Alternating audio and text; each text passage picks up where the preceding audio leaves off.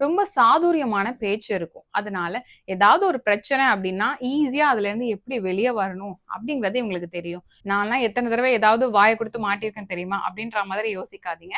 ஏன்னா அந்த பேச்சு அப்படிங்கிறது மூலமா பாசிட்டிவான விஷயங்கள் எவ்வளவு தூரம் இருக்கோ அதே நேரத்துல உங்க வாய் தான் வந்து உங்களுக்கு நிறைய இடத்துல பிரச்சனையும் உருவாக்கும். அதனால ரொம்ப மேதாவி மாதிரி பேசுவார் அவரு அப்படின்ற மாதிரி ஈஸியா நமக்கு வந்து ஒரு பழிச்சொல் வரக்கூடிய ஒரு சூழ்நிலையையும் நம்மளுடைய பேச்சு நமக்கு வந்து ஏற்படுத்தி கொடுக்கும்.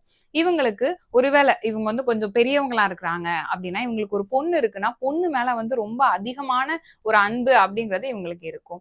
அதே நேரத்துல சகோதரிகள் இருக்கிறாங்க அப்படின்னா அவங்க மேலயும் நிறைய அன்பு பற்று இந்த மாதிரிலாம் வந்து இருக்கும். என் தங்கச்சி எப்படி தெரியுமா, எங்க அக்கா எப்படி தெரியுமா, அவங்க என்ன அம்மா மாதிரி பாத்துக்கிட்டாங்க அப்படின்ற மாதிரி சொல்லுவாங்க. ஆனா அவங்க மூலமா வந்து ஏதாவது சில பிரச்சனைகள் அப்படிங்கிறதையும் சந்திப்பாங்க. அதே மாதிரி நம்ம புதன்னு முன்னாடியே சொன்னோம். அதனால காதலுக்கான கிரகம் இது. ரொம்பவே அதிகமா வந்து காதல் வயப்படக்கூடியது. அப்படி இல்லைன்னா காதல்ன்ற ஒண்ணு என் வாழ்க்கையிலேயே இல்ல. நானும் 30 வயச தாண்டிட்டேன் இப்படின்ற மாதிரி இந்த 2 எக்ஸ்ட்ரீமையுமே வந்து இவங்க பார்க்குறாங்க.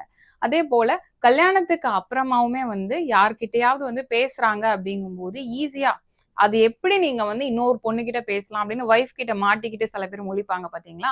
அவங்களுக்கும் இதே விஷயங்கள் தான். சோ வந்து உங்களுக்கு தேவையான இடத்துல தேவையான அளவு மட்டும் நீங்க பேச்ச வச்சுக்கிட்டீங்க அப்படின்னா, உங்களுடைய வாழ்க்கை அப்படிங்கிறது வந்து ரொம்பவே ஸ்மூத்தா நீங்க எடுத்துட்டு போகலாங்க.